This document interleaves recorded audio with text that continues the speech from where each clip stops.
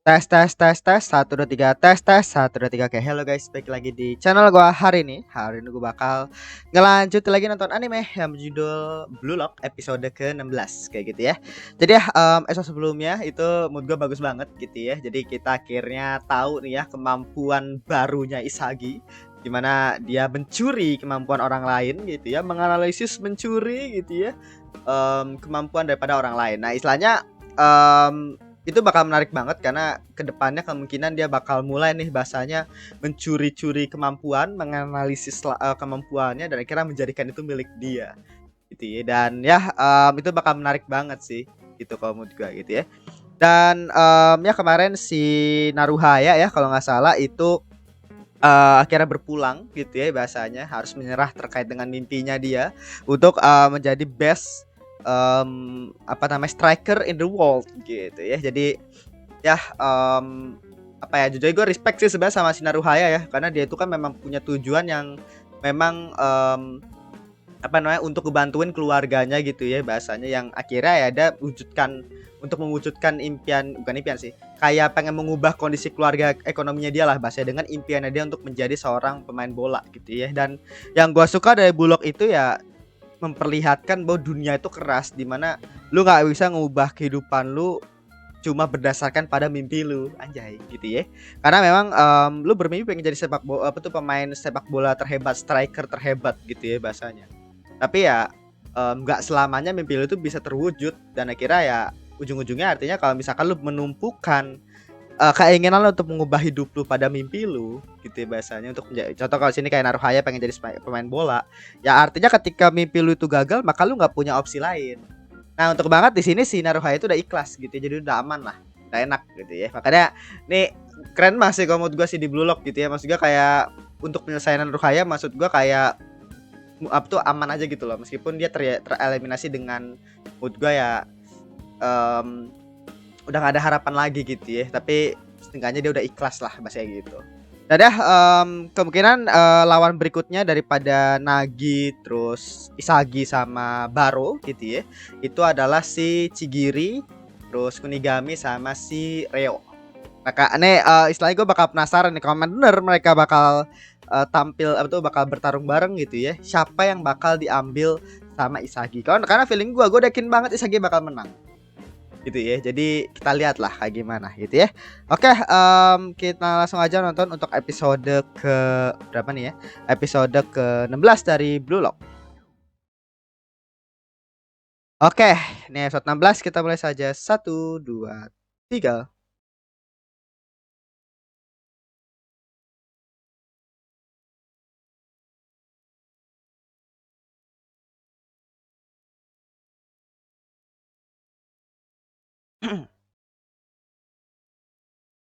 Nah, ini di post kreditnya mereka tuh rebutan tempat tidur kan. Mau yang tempat tidur sendiri sama yang double.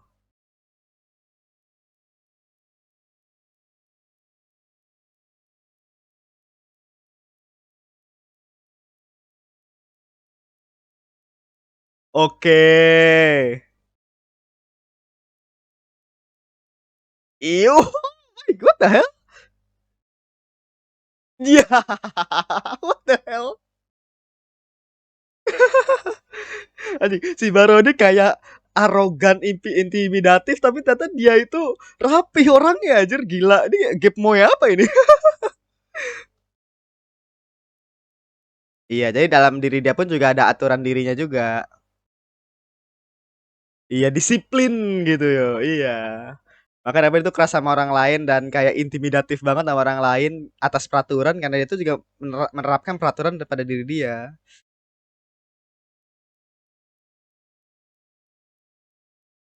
Oke.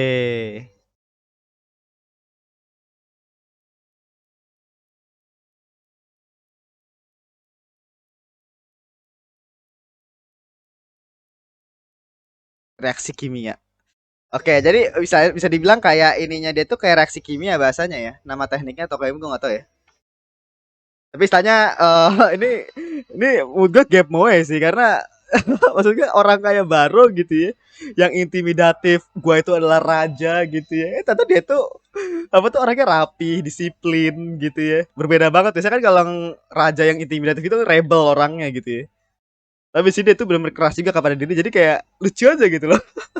Waktu pas dia duduk duduk apa tuh namanya, duduk Seiza ya namanya ya. Terus kira dia itu langsung ngelempetin bajunya. Aduh anjir, what the hell. Lucu gitu.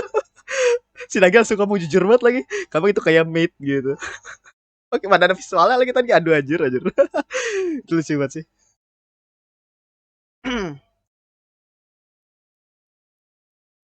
Tapi menurut gue sih ya, maksud gue itu malah jadi membuat karakter baru menarik ya. Maksud gue nggak seperti kayak layaknya karakter intimidatif sombong pada umumnya gitu. Tapi dia tuh juga ada kayak semacam gap nya juga gitu loh. Mirip-mirip kayak apa ya? Kayak em, siapa ya?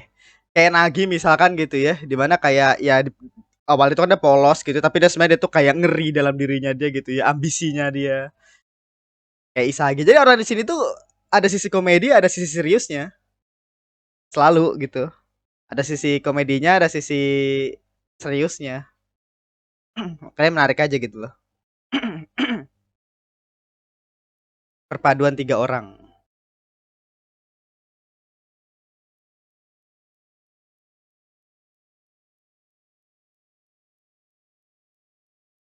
Oke.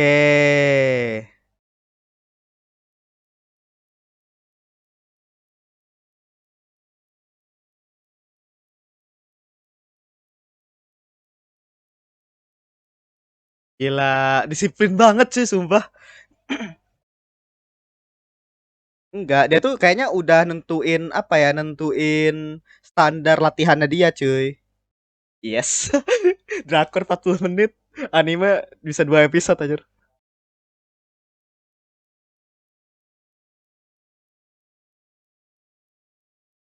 Iya.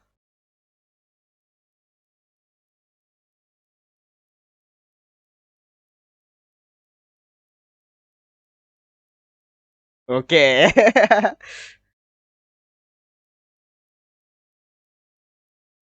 Ikut juga. Iya, yeah, let's go.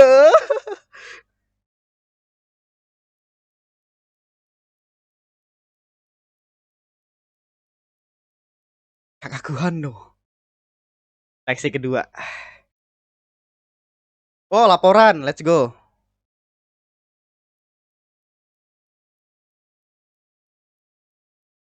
Andri. Oh, pada nggak serius ya.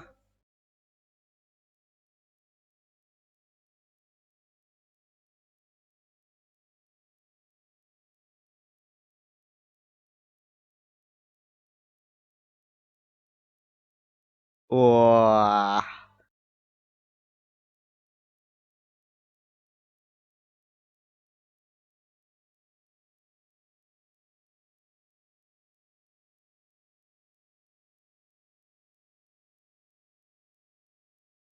gila. Ego, let's go. Roasting aja tuh orang-orang tua gitu ya.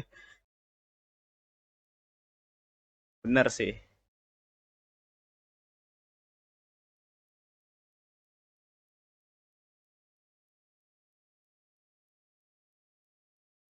Ini sebenarnya related dengan apa yang terjadi di Indonesia sih sebenarnya ya.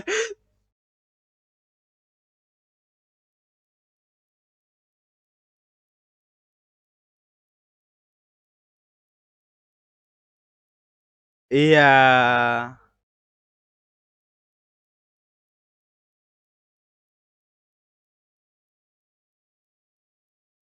Hmm, kelas 3 anjir. Gila.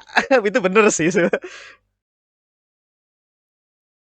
Tapi Supadi ini di Indonesia juga kayak begini cuy.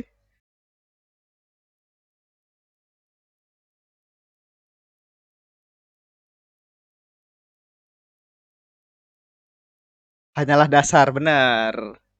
Kalau nggak diasah dengan kemampuan dan lain-lainnya. Hmm.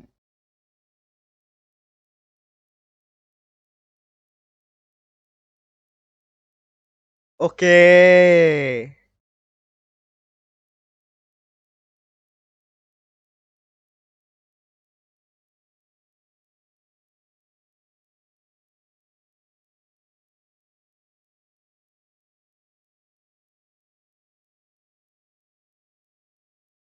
Gila. Ini orang tua emang begitu ya maksud gue ya.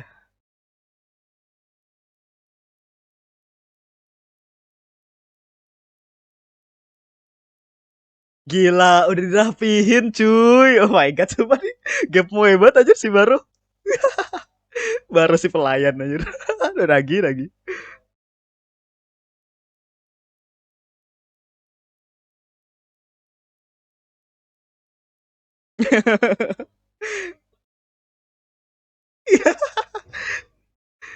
Oh, ini bukan latihan ya.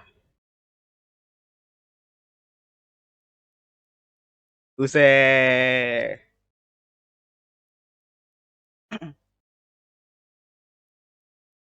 Ojo.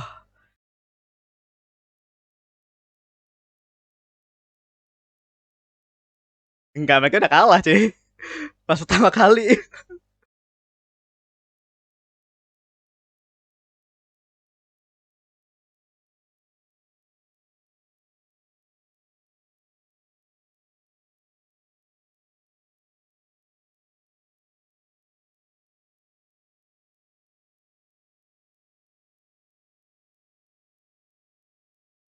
Oh.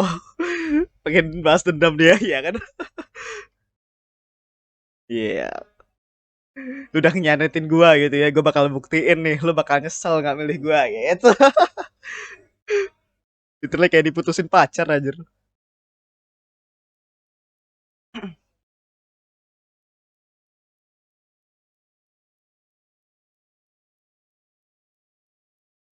Hmm.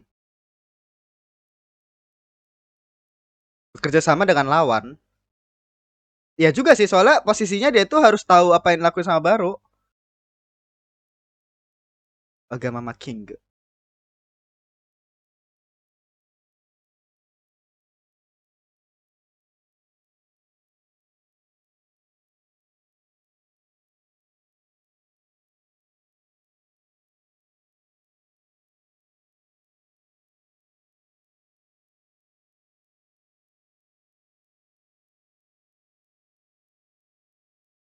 Oke.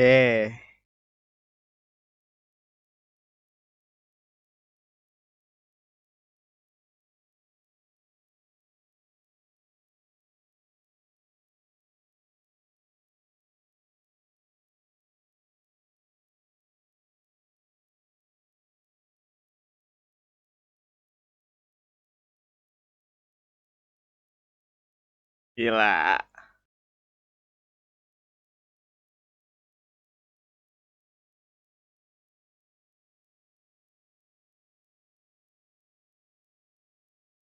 Hmm. Kekompakan. Reka ulang.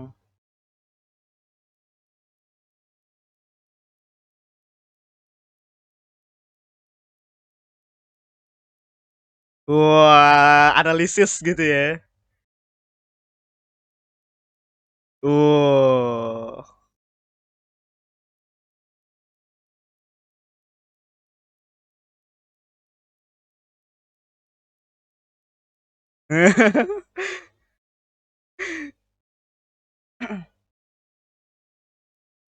Ya juga sih, maksudnya kalau dia bisa ngerasa kayak begitu ya. Gue penasaran sih sama flashbacknya si Baru aja.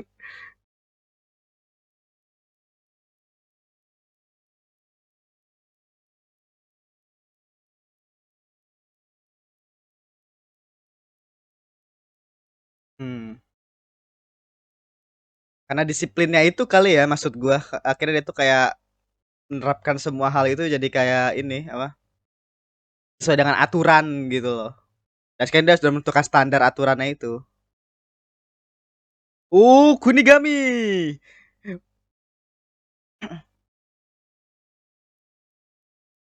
Jadi pada brotot semua aja sih. Kunigami brotot aja. Oh, ceritain semua.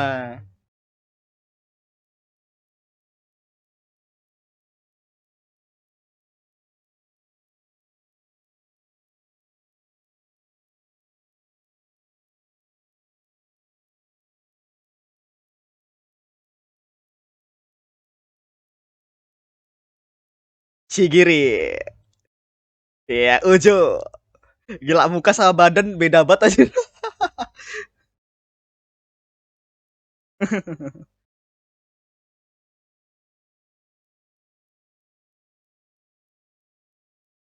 Oh, lagi jadi sini.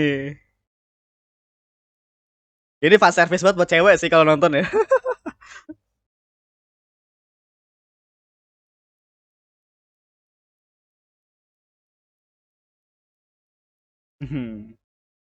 Oh, baru. Gile. Iya, rambutnya turun gitu.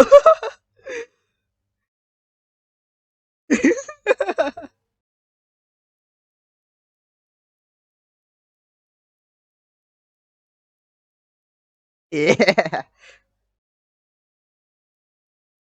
Iya, baru ini lucu gitu loh jadinya. Awalnya intimidatif tapi ternyata dia itu lucu gitu loh.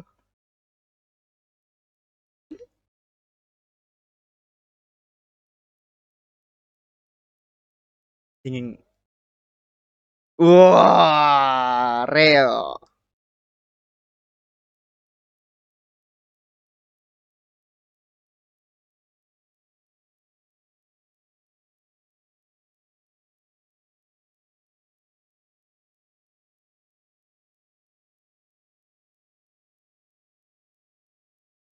Buset. Ya orang udah sakit hati ya. Oh. Buset, serius semua ya. Ya, Iket. Berikutnya timnya Chigiri Kunigami dan Reo ya lawannya ya. Aduh, gue penasaran sih sebenarnya karena gue yakin Isagi bakal menang gitu loh posisinya. Karena ini tuh udah kuat banget cuy, Baro dan Nagi dan Isagi ini bener kuat banget.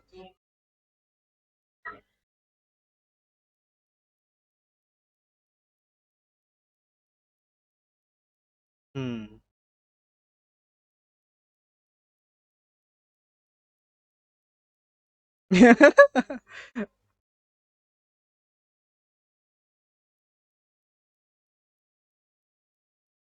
Iya, mau nggak mas dikasih dari Isagi.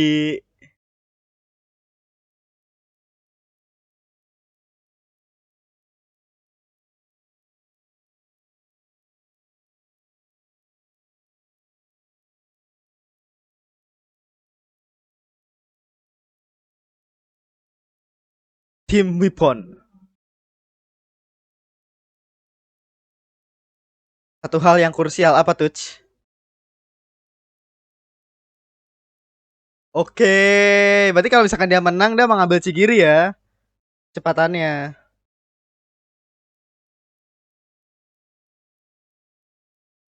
Oke, keahlian melindungi bola.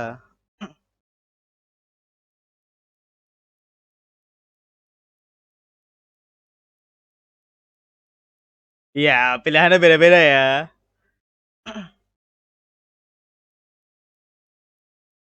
Iya, beda semua.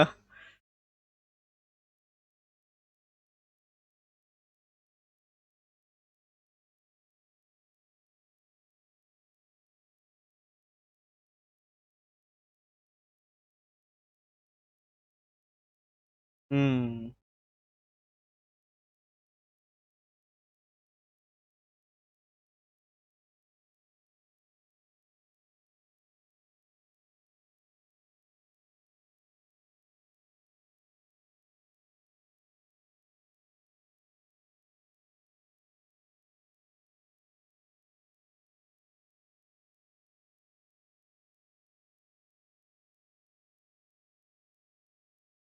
Hmm. Gila, dia memang dendam ke orang yang ngerebut pacarnya aja. Literally.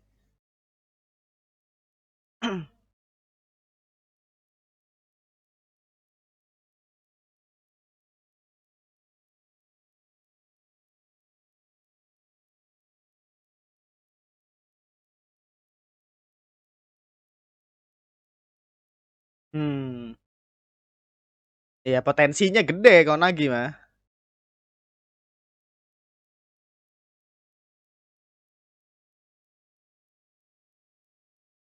Iya.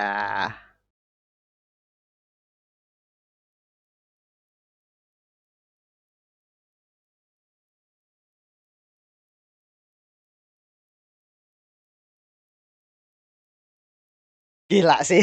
Ini bakal seru sih kalau menurut gue ya karena ya dua-duanya ini. Oke, kita ngeliat aja dari POV-nya Rin dan kawan-kawan ya. Oh oke, jadi makanya ditolak-tolak cuy. Jadi kesulitan juga sih maksud gue ya. Karena mereka kan top 3 jadi satu tim dan ya pasti nggak mau dilawan dong. Gue beli yang lain deh gitu kan. Oh berarti feeling gue mereka nggak bakal dapat lawan sampai Isagi dapat 4 orang sih. Jadi 4 anggota maksud gue. Yakin gue nih.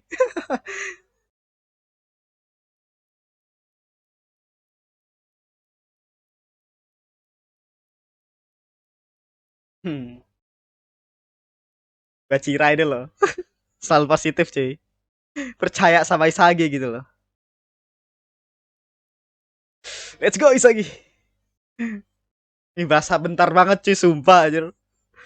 Meskipun ini belum pertandingan ya, episode berikutnya bakal pertandingan gitu. Oke. Keren ya.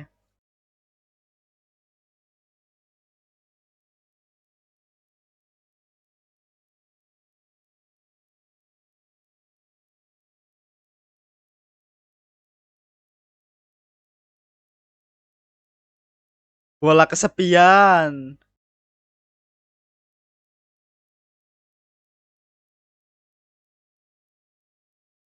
Iya. Switchnya itu loh. Tiba-tiba masuk mode monsternya dia. Anjir.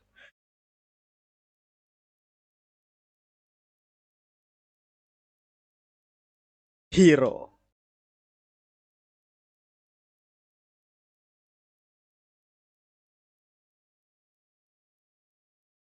Gila.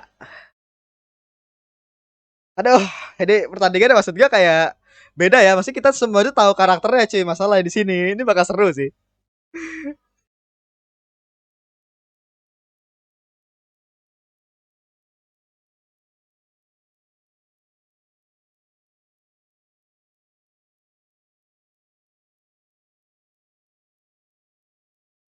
Let's go. Red versus Team White. Oke.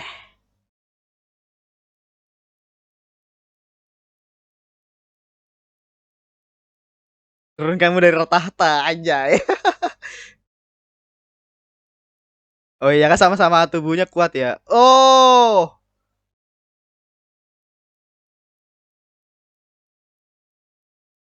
Use.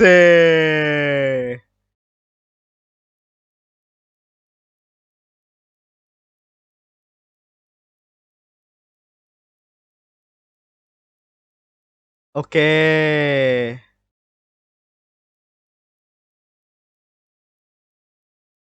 Oke. Oh, daerah yang biar bisa biar nge-shoot dibelok-belokin. Oke. Gila banget mikirin banget strateginya cuy.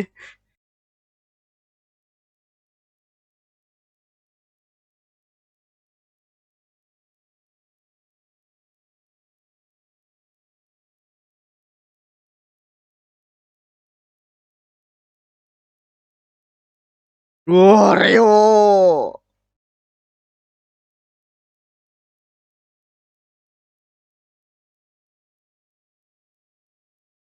Wah, ini udah pening ya. Yang udah pening.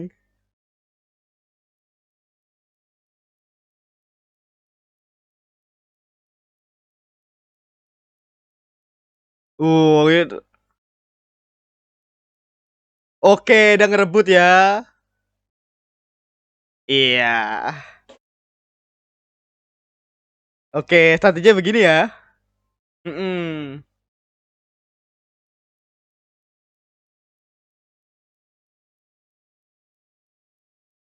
Dan langsung masukin ke Cigiri kayaknya ngebagi ke Cigiri feeling gua. Enggak bagi ke Cigiri. Memanfaatkan kekuatannya dia, kecepatannya dia.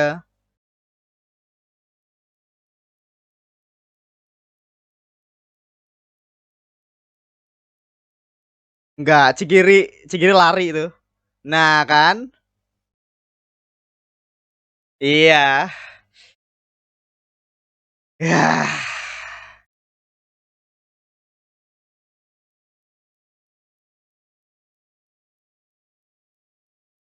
Wah, macan tutul merah. Oke. Wah.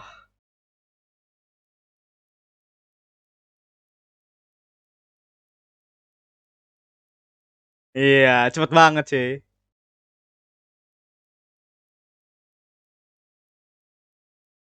Mata taktis Rio.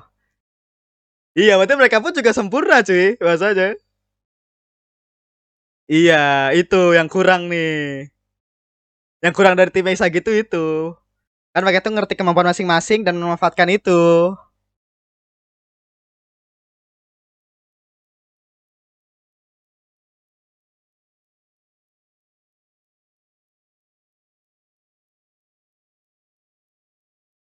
Wow. Yo, let's go. Jadi pada semangat nih ya. Oke, oke. Menarik sih istilahnya. What the fuck is this? Kegelabu Abraisu. Ya, what the hell? What the... Ini kursi aja. Ini kursi.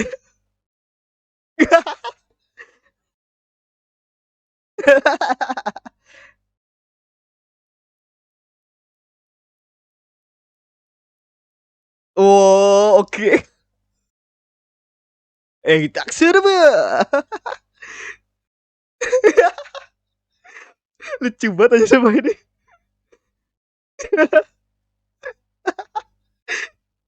Aduh anjir. Bagus sih, gue suka sih ini. Ya, itu tadi ya untuk episode ke-16 dari Blue Lock ya. Ya, itu tadi untuk episode ke-16 dari Blue Lock. Jadi kalau menurut gue episode ini ya pemulaian ya bahasanya, dimana akan melawan gitu ya si Isagi dan kawan-kawan. Tim putih ya, si Isagi, Nagi dan si Baro akan ngelawan timnya si Chigiri, Kunigami sama si Reo kayak gitu, tim merah kayak gitu ya. Dan ya apa namanya, yang gue suka di sini tuh adalah ini sih sebenarnya si Baro ya. Kadang kan kita taunya adalah Baro itu kayak intimidatif gitu ya. Terus apa ya, sombong gitu ya. Gua nih raja nih gitu kan. Tapi waktu pada saat kita kenal dia lebih dalam di episode ini gitu ya, ternyata dia itu orangnya tuh apa namanya, disiplin banget. Terus itu kayak pelayan seperti apa yang dibilang sama Nagi gitu kan. Dimana itu kayak pelayan yang suka kerapihan gitu ya, disiplin lah bahasanya orangnya. Kayak gitu nyebabin kayak semacam apa namanya, gap moe sebenarnya gitu ya, dimana dia tuh kayak intimidatif, kesannya kayak barbar gitu ya si Baro sebelumnya. Sekarang ternyata dia itu orang yang disiplin dan rapih, jadi kayak kesannya itu lucu aja gitu loh si Baro itu gitu ya. Nah kan di gambar itu pas pakai pelayan itu what the hell gitu loh. Baro pakai baju pelayan, itu pelayan anjing pakai baju maid. Aduh itu lucu banget coba. Tapi ya apa namanya, ini kayak gitu. Jadi kita lebih kenal karakter Baro ya bahasanya. Dan di sini tuh posisinya adalah kalau yang pertandingan sebelumnya itu tentang bagaimana cara lu nyiptain formula untuk bisa 1 lawan 1 gitu ya. Dan akhirnya Isagi menemukan yang reaksi kimia itu, yang dimana dia tuh kayak bisa memahami kemampuan orang lain gitu ya, dan akhirnya menjadikan kemampuan itu untuk diri dia gitu ya, dia gunakan. Nah kalau di sini akhirnya si Isagi itu pengen untuk memahami kemampuan daripada Baro dan si Nagi gitu loh. Jadi istilahnya dia itu khususnya untuk Baro ya, bahasa karena si Baro ini orangnya itu orang baru ya. Kalau Nagi kan istilahnya Isagi pasti kan udah tahu gitu ya, untuk cara manfaatinnya kayak gimana, cara untuk kayak bekerja sama di antara ketiga kemampuan itu kayak gimana. Kemampuan Nagi dan Isagi itu kayak gimana gitu ya.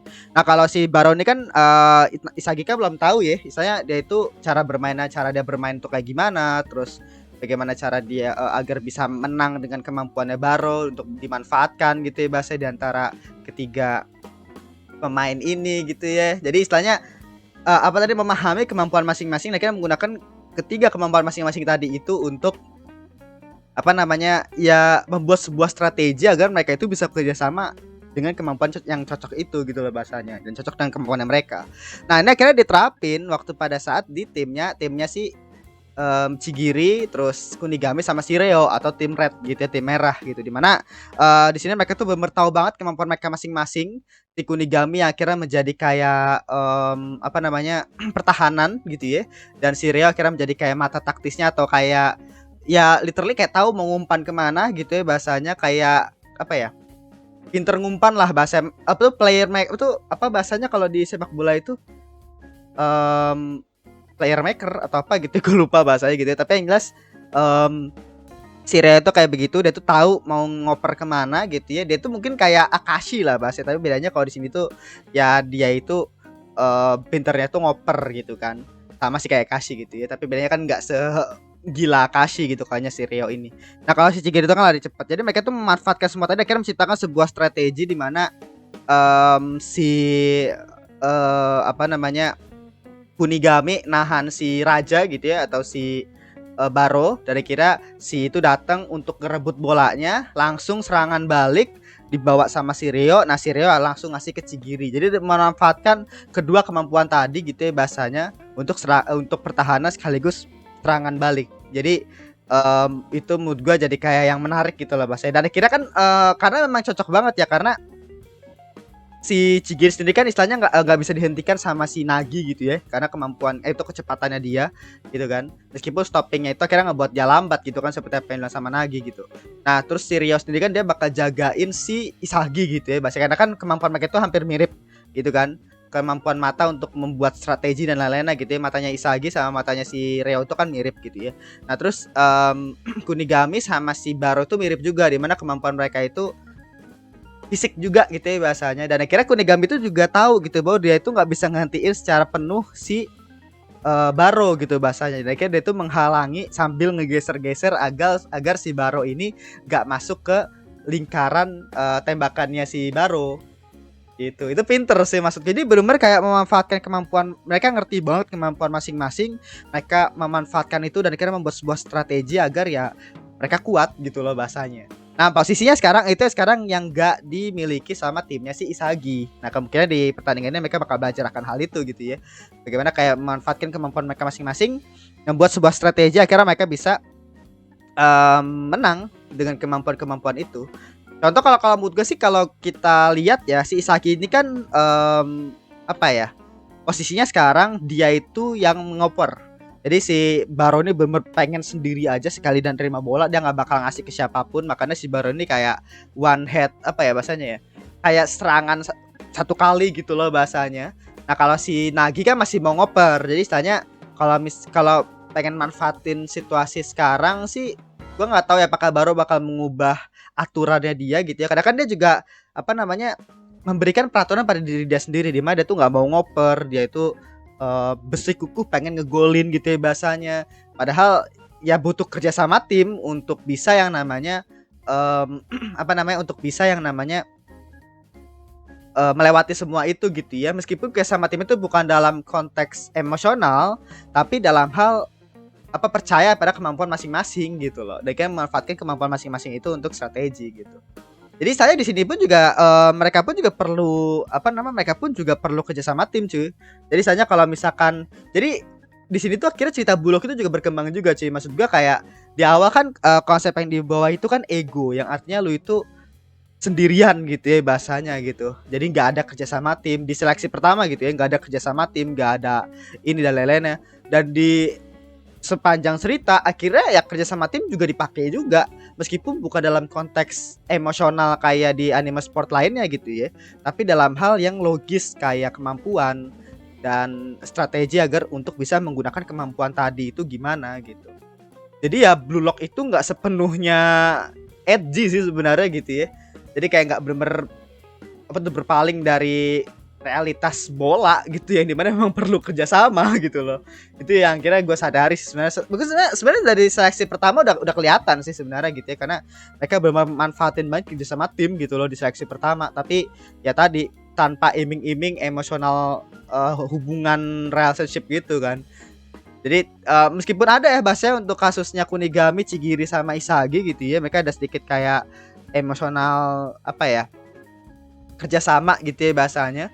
Tapi ya sama Bachira sih sebenarnya, tapi kan di sini Bachira dipisahkan gitu. Jadi kayak yang ngebuat si Isagi ini harus kuat sendiri, Bachira pun juga harus kuat sendiri juga gitu. Ini akhirnya ya ujung-ujungnya ya kemampuan masing-masing gitu kan. Tetap ego juga yang dibawa gitu ya. Yang ngomongin tentang ego, gue baru inget gitu ya. Dimana tadi kan ada pertemuan ya, laporan. Jadi laporan untuk seleksi kedua dari Blue Lock itu dilaporin ke orang-orang yang petinggi-petingginya tuh, kayak petinggi-petinggi apa namanya, yang ngurusin federasi Jepang gitu ya, federasi bola Jepang. Dan tadi ada orang tua tuh di situ ya, banyak banget orang tua. Dan pada saat yang laporin kayak gitu, orang itu akhirnya langsung ngomong itu kayak, mana nih tensainya gini-gini kan istilahnya. Dan itu kan apa ya, entah kenapa gue tuh kayak merasa relate gitu loh. Berarti memang bahkan di seluruh dunia pun juga menghadapi kasus yang sama. Di Indonesia pun sekarang itu kalau bisa, gue nggak tahu ya, gue nggak nonton bola, mungkin lo bisa ngelihat dari berita-berita atau mungkin nonton orang yang bisa ngerti bola ya, ada channel-channel yang ngebahas tentang apa sebenarnya terjadi di kubu bola di Indonesia gitu ya, kubu sepak bola di Indonesia terkait dengan Liga 2 Liga 3 yang ditiadakan, dan nasib para klub-klub yang akhirnya ya gitulah, bahasa pokoknya banyak gitu ya yang terjadi. Dan apa namanya, gue tuh akhirnya pas ngeliat itu jadi kayak apa namanya, sadar bahwa bahkan di negara Jepang pun juga mengalami hal itu gitu loh. Makanya waktu pasti ego akhirnya nge-roasting gitu ya, kayak Lau minta genius terus gitu ya, tapi lu sadar gak sih lu itu malah yang ngancurin para genius itu gitu loh istilahnya. Ketika di Jepang gitu ya, ketika di Jepang dia hebat gitu ya, bahasanya bersinar gitu ya, tapi ketika dia pergi ke luar negeri gitu ya, dia pasti bakal jadi kayak biasa aja, menjadi player biasa aja, terus akhirnya apa namanya, jadi ya biasa-biasa aja karena kerasnya bola di sana. Kira beda budaya juga ya bahasanya. Dan pada saat dia pulang lagi ke Jepang, dia kira menjadi panutan gitu ya, bahasa dia kira main di liga-liga biasa juga ujung-ujungnya. Jadi ujung-ujungnya itu adalah ya yang lu anggap jenius itu cuma sementara doang. Jadi kayak nggak bisa berkompetisi dengan apa namanya, bola-bola yang ada di luar gitu loh istilahnya. Makanya apa namanya, kata-katanya ego itu ya lu apa namanya, pengen jenius tapi istilahnya ya lu harus apa ya, mendukung ya sepak bolanya itu, jangan cuma duit dan lain-lain. Karena langsung ngomongin kayak, lu mikirnya duit doang sih lo gitu kan. Langsung jawab kayak, ya kita juga mikirin duit juga dong, gini untuk ini dan lain-lain gitu kan, bisa dibalasnya gitu. Dan ya istilahnya diomongin sama si siapa namanya, si ego, bahwa genius itu ya apakah kemampuan dari lahir kah atau kayak gimana kah? Enggak, dimana itu adalah kemampuan untuk kekuatan untuk apa ya namanya tadi ya, menunjukkan diri ya kalau nggak salah tadi kata-katanya. Jadi kayak ya melewati semua tantangan, melewati semua itu dengan kemampuannya dia, dan akhirnya beradaptasi dan lain-lain itu ya istilahnya pengalaman sih sebenarnya ujung-ujungnya gitu ya, itu adalah jeniusnya gitu loh. Jadi jenius itu bukan berarti kayak kemampuan lu doang, itu cuma dasar doang. Jadi kayak misalkan lu jago dribble, lu jago shooting dari jarak jauh gitu ya bahasanya, lu jago apa kan saya ditunjukin di Blue Lock ya, bahwa semua orang itu punya kemampuan mereka masing-masing. Bahkan kayak si Naruhaya sekalipun yang dia apa tuh ngerebut apa tuh bisa pindah ke titik buta, itu kan juga salah satu kemampuan jeniusnya dia gitu kan, yang memang bukan trik sih, teknik yang dia pakai, dan itu akhirnya menjadi kayak kemampuan pribadinya dia gitu kan. Tapi kan apa namanya, yang akhirnya membuat dia jenius adalah ya kemampuan dia untuk terus berkembang, kemampuan dia untuk apa namanya ya, dia berkembang gitu loh bahasanya. Gimana cara dia tuh belajar dan lain-lainnya gitu loh. Itu kemampuan jenius itu di situ. Jadi jenius itu adalah ketika ya lu bisa apa ya bahasanya ya, susah sih bahasa, gue pengen nyari bahasa yang gampang tapi susah lah bahasa. Pokoknya mengambil semua hal-hal yang akhirnya ngebuat lu itu jago, ngebuat lu itu dianggap sebagai jenius, itu adalah jeniusnya gitu. Ngerti gak sih? Gak cuma kemampuan, ada strategi, ada pengalaman, ada misalkan kayak bagaimana kayak memanfaatkan kemampuan sendiri, berkembang gitu ya. Itu sebenarnya yang dialami sama Isagi. Ketika Isagi kayak di awal kayak oke, dia ngerti caranya kerjasama, menganalisis lapangan dan lain-lain. Akhirnya dia mengembangkan diri dia. Terus akhirnya dia apa namanya, berusaha untuk kayak mencari strategi yang akhirnya dia apa namanya, dia coba cari gitu ya. Bagaimana cara itu bisa ngembangin diri dia lebih jauh lagi. Itu bagian daripada jeniusnya Isagi gitu loh, kemampuan adaptasi. Nah orang lain juga sama, dimana mereka juga berkembang sama kayak Isagi. Bedanya kan kalau Isagi itu kan apa namanya ya, kemampuan dia itu kan memang agak tidak menguntungkan buat dia, jadi dia itu nggak bisa jadi player solo gitu loh, makanya agak susah dan butuh kayak tricky yang harus masuk akal gitu loh. Makanya gue amazed sih istilahnya dengan perkembangan Isagi gitu ya, dibandingkan kalau karakter lain kan misalnya mereka punya kayak contoh ya kayak Baro.